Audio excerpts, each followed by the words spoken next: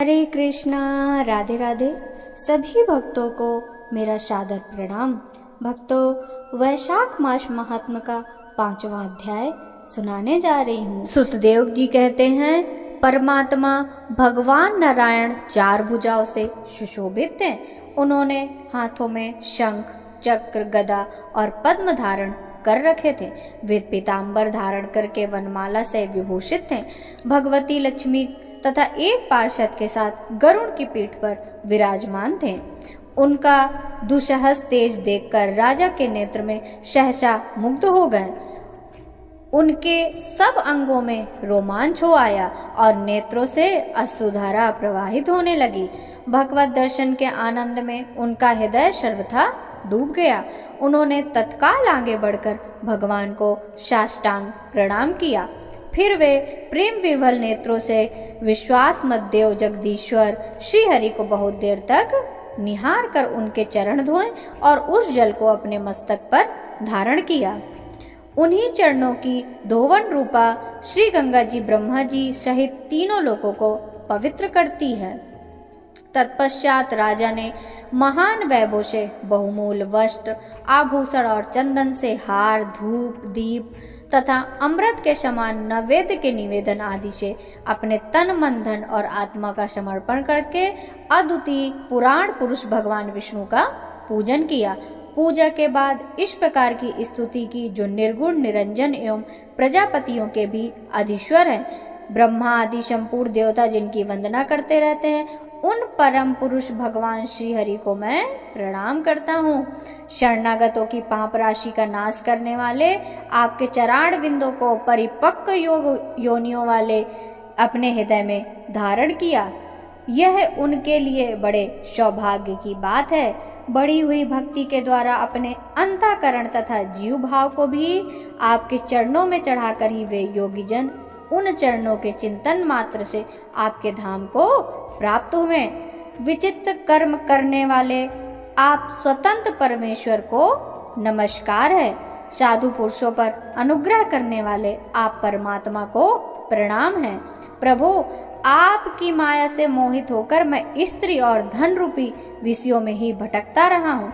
अनर्थ में मेरी ही अर्थ दृष्टि हो गई थी। प्रभु विश्व मूर्ते, जब जीव पर आप अनंत शक्ति परमेश्वर की कृपा होती है, तभी उसे महापुरुषों का संग प्राप्त होता है, जिससे यह संसार समुद्र गोपद के समान हो जाता है। ईश्वर, जब सत्संग मिलता है, तभी आप में मन बुद्धि का अनुराग होता है। मेरा समस्त राज जो मुझसे छिन गया था, वह भी आपका मुझ पर महान अनुग्रह हुआ था, ऐसा मैं मानता हूँ। मैं न तो राज्य चाहता हूँ, न पुत्र आदि की इच्छा रखता हूँ, न कोई कोष की अभिलाषा करता हूँ, अपितु मुनियों के द्वारा ध्यान करने योग्य जो आपके आराधनीय चरण बिंद हैं, उन्हीं का नित्य सेवन करना चाहता हूँ। देवेश्वर, जग निवास मुझ पर प्रसन्न होइए, जिससे आपके चरण कमलों की स्मृति बनी रहे तथा स्त्री, पुत्र, खजाना और आत्मीय कहे जाने वाले सब पदार्थों में जो मेरी आसक्ति है, वह सदा के लिए दूर हो जाए। भगवान, मेरा मन सदा आपके चरण बिंदों के चिंतन में लगा रहे। मेरी वाणी आपकी दिव्य कथा के निरंतर में वर्णन में तत्पर हो। मेरे ये दोनों नेत्र आपके श्री विग्रह के दर्शन में, कान तथा श्रवण में, रसना आपके भोग लगाए हुए प्रसाद के आस्वादन में प्रवृत्त हो। प्रभु, मेरी नासिका आपके चरण कमलों की तथा आपके भक्त जनों के गंध विलेपन आदि की सुगंध लेने में, दोनों हाथ आपके मंदिर में झाड़ू देने की सेवा में, दोनों पैर आपके तीर्थ और कथा स्थान की यात्रा करने में तथा मस्तक निरंतर आपको प्रणाम करने में संलग्न रहे। मेरी कामना आपकी उत्तम कथा में बुद्धि अहिर्निश आपका चिंतन करने में तत्पर हो। मेरे घर पर पधारे हुए मुनियों द्वारा आपकी उत्तम कथा का वर्णन तथा आपकी महिमा का गान होता रहे, इसी से मेरे दिन बीते। विष्णु, एक क्षण आधे पल के लिए भी ऐसा प्रसंग उपस्थित न हो, आपकी चर्चा से रहित हो। हरि, मैं परम श्रेष्ठी ब्रह्मा का पद, भूतल का चक्रवर्ती राज्य और मोक्ष नहीं चाहता, केवल आपके चरणों की निरंतर सेवा करना चाहता हूँ। इसके लिए लक्ष्मी जी तथा ब्रह्मा, शंकर आदि देवता भी सदा प्रार्थना किया करते हैं। राजा के इस प्रकार स्तुति करने वाले कमल नयन भगवान विष्णु ने प्रसन्न हो मेघ के समान गंभीर वाणी में इस प्रकार कहा, राजन, मैं जानता हूँ तुम मेरे श्रेष्ठ भक्त हो, कामना रहित और निष्पाप हो। नरेश्वर, मुझ में तुम्हारी दृढ़ भक्ति हो और अंत में तुम मेरा सायुज्य प्राप्त करो। तुम्हारे द्वारा किए हुए इस स्तोत्र से इस पृथ्वी पर जो लोग स्तुति करेंगे उनके ऊपर संतुष्ट हो मैं उन्हें भोग और मोक्ष प्रदान करूंगा। यह अक्षय तृतीया इस पृथ्वी पर प्रसिद्ध होगी, जिसने भोग और मोक्ष प्रदान करने वाले मैं तुम्हारे ऊपर प्रसन्न हुआ। जो मनुष्य इस तिथि को किसी भी बहाने अथवा स्वभाव से ही स्नान, दान आदि क्रियाएं करते हैं वो मेरे अविनाशी पद को प्राप्त होते हैं। जो मनुष्य पितरों के उद्देश्य से अक्षय तृतीया को श्राद्ध करते हैं उनका किया हुआ श्राद्ध अक्षय होता है। इस स्थिति में थोड़ा सा भी जो पुण्य किया जाता है उसका फल अक्षय होता है। नृपश्रेष्ठ, जो कुटुंबी ब्राह्मण को गाय दान करता है उसके हाथ में सब संपत्तियों की वर्षा करने वाली भुक्ति और मुक्ति भी आ जाती है। जो वैशाख मास में मेरा प्रिय करने वाले धर्मों का अनुष्ठान करता है उसके जन्म, मृत्यु, जरा, भय और पाप को मैं हर लेता हूँ। अनग यह वैशाख मास मेरे चरण चिंतन की भांति हो ऐसे सहस्त्र पापों को हर लेता हूँ जिनके लिए शास्त्रों में कोई प्रायश्चित नहीं मिलता है। राजा को यह वरदान देकर देवाधिदेव भगवान जनार्दन सबके देखते देखते वहीं अंतर ध्यान हो गए। तदंतर राजा पुरीयशा सदा भगवान में ही मन लगाए हुए उन्हीं की सेवा में तत्पर रहकर इस पृथ्वी पर पालन करने लगे। देव दुर्लभ समस्त मनोरथों का उपभोग करके अंत में उन्हें चक्रधारी भगवान विष्णु का सायुज्य प्राप्त कर लिया। जो इस उत्तम उपाख्यान को सुनते और सुनाते हैं वे सब पापों से मुक्त हो भगवान विष्णु के परम पद को प्राप्त होते हैं। तो देव जी कहते हैं, राजन, पंपा के तट पर कोई शंख नाम से प्रसिद्ध परम यशस्वी ब्राह्मण थे जो बृहस्पति के सिंह राशि में स्थित होने पर कल्याणमयी गोदावरी नदी में स्नान करने के लिए गए। मार्ग में परम पवित्र भीम रथी को पार करने के बाद दुर्गम, जल शून्य एवं भयंकर निरंजन वन में धूप में ही विकल हो गए थे। वैशाख का महीना था और दोपहर का समय। वे किसी वृक्ष के नीचे जा बैठे। इसी समय कोई दुराचारी व्याध हाथ में धनुष धारण किए वहां आया। ब्राह्मण के दर्शन से उसकी बुद्धि पवित्र हो गई और इस प्रकार बोला, मुने, मैं अत्यंत दुर्बुद्धि एवं पापी हूँ। मेरे ऊपर आपने बड़ी कृपा करी है क्योंकि साधु महात्मा स्वभाव से ही दयालु होते हैं। कहाँ मैं नीच कुल में उत्पन्न हुआ व्याध और कहाँ मेरी ऐसी पवित्र बुद्धि। मैं इसे केवल आपका ही उत्तम अनुग्रह मानता हूँ। साधु बाबा, मैं आपका शिष्य हूँ, कृपा पात्र हूँ। साधु पुरुषों का समागम होने पर मनुष्य भी कभी दुख को नहीं प्राप्त होता। अतः आप मुझे अपने पाप नाशक वचनों द्वारा ऐसा उपदेश दीजिए जिससे संसार बंधन के छूटने की इच्छा रखने वाले मनुष्य अनायासी भवसागर से पार हो जाते हैं। साधु पुरुषों का चित्त सबके प्रति समान होता है। वे सब प्राणियों के प्रति दयालु होते हैं। उनकी दृष्टि में ना कोई नीच, ना कोई ऊंच, ना कोई अपना और ना ही कोई पराया होता है। मनुष्य संतप्त होकर जब गुरुजनों से उपाय पूछता है तब वे अपने संसार बंधन से छुड़ाने वाले ज्ञान का उपदेश करते हैं। ऐसे गंगा जी मनुष्यों के पाप का नाश करने वाली हैं। उसी प्रकार मूढ़ जनों का उद्धार करना साधु पुरुषों का स्वभाव माना गया है। व्याध के ये वचन सुनकर शंख ने कहा, व्याध, यदि तुम कल्याण चाहते हो तो वैशाख मास में भगवान विष्णु को प्रसन्न और संसार समुद्र से पार करने वाले जो दिव्य धर्म बताए गए हैं उनका पालन करो। मुनि श्रेष्ठ शंख प्यास से बहुत कष्ट पा रहे थे। दोपहर के समय उन्होंने सुंदर सरोवर में स्नान किया और युगल वस्त्र धारण करके मध्याह्न काल की उपासना पूरी करी। फिर देव पूजा करने के पश्चात व्याध के लाए हुए श्रमहारी एवं स्वादिष्ट कैथ का फल खाया।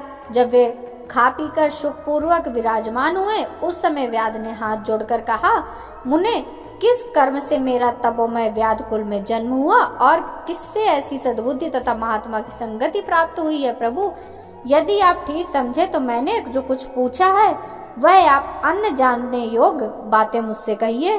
शंख बोले, पूर्व जन्म में तुम वेदों के पारंगत विद्वान ब्राह्मण थे। शाकल्य नगर में तुम्हारा जन्म हुआ था। तुम्हारा गोत्र श्रीवस्त और नाम स्तंभ था। उस समय तुम बड़े तेजस्वी समझे जाते थे, किंतु आगे चलकर किसी वेश्या ने तुम्हारी आसक्ति हो गई, उसके संग दोष में तुमने नित्य कर्मों को त्याग दिया और शूद्र की भांति घर आकर रहने लग गए। यदि तुम सदाचार, शून्य, दुष्ट तथा धर्म कर्मों के त्यागी थे, तो भी उस समय तुम्हारी ब्राह्मणी पत्नी कांतिमती ने वेश्या सहित तुम्हारी सेवा करी। वह सदा तुम्हारा प्रिय करने में लगी रहती थी। वह तुम दोनों के पैर धोती, दोनों की आज्ञा का पालन करती, दोनों के नीचे आसन पर सोती थी। इस प्रकार वेश्या सहित पति की सेवा करती हुई वह दुखनी ब्राह्मणी का इस भूतल पर बहुत समय बीत गया। एक दिन उसके पति ने मूली सहित उड़द खाया और तिल मिश्रित निष्पाव भक्षण किया। उस अपत्य भोजन से उसका मुंह पेट चलने लग गया और बड़ा भयंकर भगंदर रोग हो गया। उस समय वह उस रोग से दिन रात जलने लगा।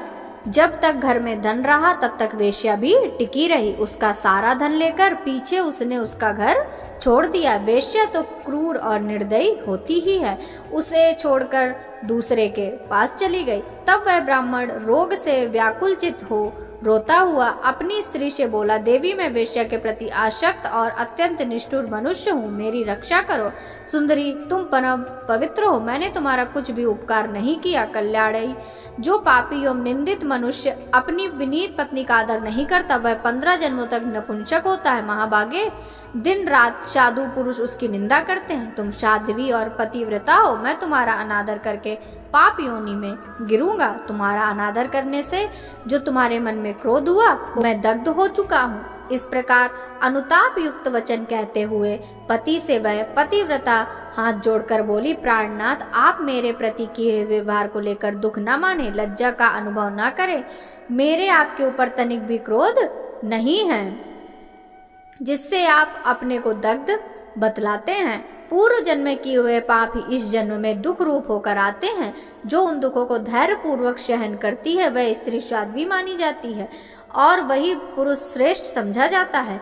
वह उत्तम वर्ण वाली स्त्री अपने पिता और भाइयों से धन मांग कर लाई और उसी से पति का पालन करने लग गई। उसने अपने स्वामी को साक्षात क्षीर सागर निवासी विष्णु ही माना। वह दिन रात पति के मलमूत्र साफ करती और उससे शरीर में पड़े हुए कष्टदायक कीड़ों को धीरे धीरे नख से खींचकर निकालती थी। ब्राह्मणी न रात में सोती थी न दिन में। अपने स्वामी के दुख से संतप्त होकर वह दुखनी सदा इस प्रकार प्रार्थना किया करती थी, प्रसिद्ध देवता और पितर मेरे स्वामी की रक्षा करें, इन्हें रोगहीन एवं निष्पाप कर दे। मैं पति के आरोग्य के लिए चंडिका देवी को भैंस का दही और उत्तम अन्न चढ़ाऊंगी। महात्मा गणेश जी की प्रसन्नता के लिए मोदक बनाऊंगी। 10 शनिवारों को उपवास करूंगी तथा मीठा और घी नहीं खाऊंगी। मेरे पति रोगहीन होकर 100 वर्ष जीवें। इस प्रकार वह देवी प्रतिदिन देवताओं से प्रार्थना करती थी। उन्हीं दिनों कोई देवल नामक महात्मा वहां आए। वैशाख मास में धूप से पीड़ित हो सायंकाल के समय उस ब्राह्मण के घर में उन्होंने पदार्पण किया। ब्राह्मणी ने महात्मा के चरण धोकर उस जल को मस्तक पर चढ़ाया और धूप से कष्ट पाए हुए महात्मा को पीने के लिए शरबत दिया। प्रातः काल सूर्योदय होने पर मुनि जैसे आए थे वैसे चले गए। तदंतर थोड़े ही समय में उस ब्राह्मण को सन्नपात हो गया। ब्राह्मणी सौंठ, मिर्च और पीपल लेकर जब उसके मुंह में डालने लग गई, तब उसने पत्नी की उंगली काट ली। उसके दोनों दांत सहसा सट गए और ब्राह्मणी जी की उंगली का कोमल खंड करके मुंह में ही रह गया। अंगुली काटकर वह उस वेश्या का ही चिंतन करता हुआ वह ब्राह्मण मर गया। तब उसकी पत्नी कांतिमती ने कंगन बेचकर बहुत सा ईंधन खरीदा और चिता बनाकर वह साध्वी पति के साथ उसी में जा बैठी। उसने पति के रोगी शरीर का गाढ़ आलिंगन करके उसके साथ अपने आप को भी चिता में जला दिया। शरीर त्याग कर वह सहसा भगवान विष्णु के धाम में चली गई। वैशाख मास में जो देवल मुनि को शरबत पिलाया और उसके चरणोदक को शीश पर चढ़ाया था, इससे उसको योगी गम्य परम पद की प्राप्ति हुई। तुमने अंतकाल में वेश्या का चिंतन करते हुए शरीर त्याग किया, इसलिए इस घोर व्याध के शरीर में आए हो और हिंसा के आसक्त हो, उसको उद्वेग में डाला करते हो। तुमने वैशाख मास में मुनि को शरबत देने के लिए ब्राह्मणी को अनुमति दी थी। उसी पुण्य से आज व्याध होने पर भी तुम्हें सब सुखों के लिए एकमात्र साधन धर्म विषयक प्रश्न पूछने के लिए उत्तम बुद्धि प्राप्त हुई है। तुमने जो सब पापों को हरने वाले मुनि के चरणोदक को सिर पर धारण किया था, उसी का यह फल है कि वन में तुम्हें मेरा संग मिला है। जय जय श्री हरि। ऐसे भगवान विष्णु को हमारा साष्टांग दंडवत प्रणाम है। भक्तों, आपको वैशाख मास महात्म्य की यह कथा अच्छी लगी हो तो सभी भक्तों के साथ ज़्यादा से ज़्यादा जरूर शेयर कीजिएगा। साथ ही इस वीडियो को लाइक कीजिएगा। कमेंट बॉक्स में जय जय श्री हरि विष्णु लिखना बिल्कुल भी मत भूलिएगा। भक्तों, अब आपसे मिलते हैं वैशाख मास महात्म्य के अगले अध्याय की कथा के साथ। तब तक सभी भक्तों को हरे कृष्णा, राधे राधे।